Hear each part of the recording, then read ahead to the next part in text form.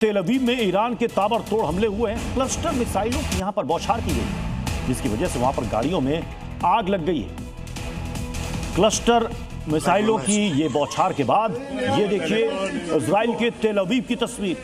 Israel की राजधानी में ईरानी अटैक के बाद की ये तस्वीर देखिए, गाड़ियां कैसे धू-धू करके जलती हुई नजर आ रही है। बीच सड़क पर खड़ी है गाड़ियां इस वक्त मिसाइलों की बौछार के बाद आग की लपटों में स्वाहा हो गई।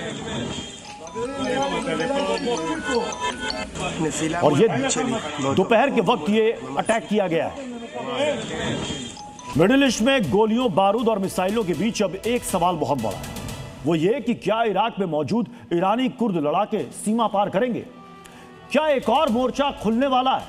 इस सवाल के बीच बड़े कयास ये भी हैं कि अब जंग में ईरानी सेना का सामना एक लेडी ब्रिगेड से होने वाला है। कौन सी है ये लेडी ब्रिगेड और कैसे ईरान को दे सकती है टक्कर, इस रिपोर्ट में देखिए।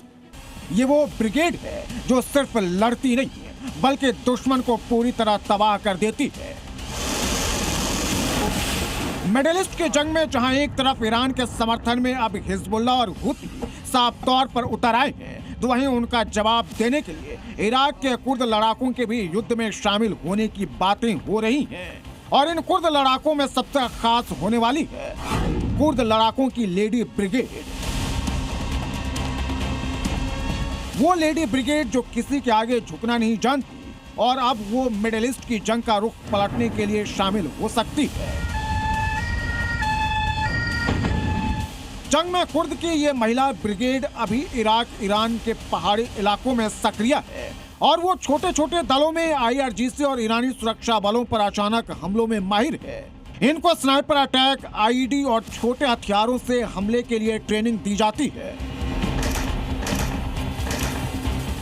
और अब अगर कुर्द लड़ाके ईरान में दाखिल हुए तो ये महिला ब्रिगेड भी जंग में सीधे सीधे तौर पर शामिल हो सकती है। इससे IRGC के लिए नया फ्रंट खुलेगा और ईरानी सेना को फोर्स को बांटना पड़ेगा। पहाड़ी इलाकों में ईरानी सैन्य काफिलों के लिए खतरा ये सेना ला सकती है और सबसे बड़ा फायदा ये हो सकता है, ये ब्रिगेड स्थानीय कुर्द आबादी को एकजुट कर ईरान में बड़ा संकट भी पैदा कर सकती है। अब ईरान में कुर्द आबादी का लगभग 10% है और दशकों से महसूस करते रहे हैं कि उन्हें इस्लामी गणराज्य द्वारा हाशिए पर धकेला गया है और उनके साथ भेदभाव हुआ है।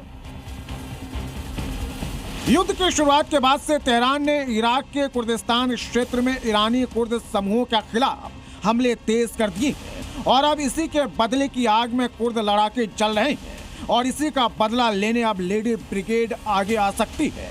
ब्यूरो रिपोर्ट, ज़ी मीडिया।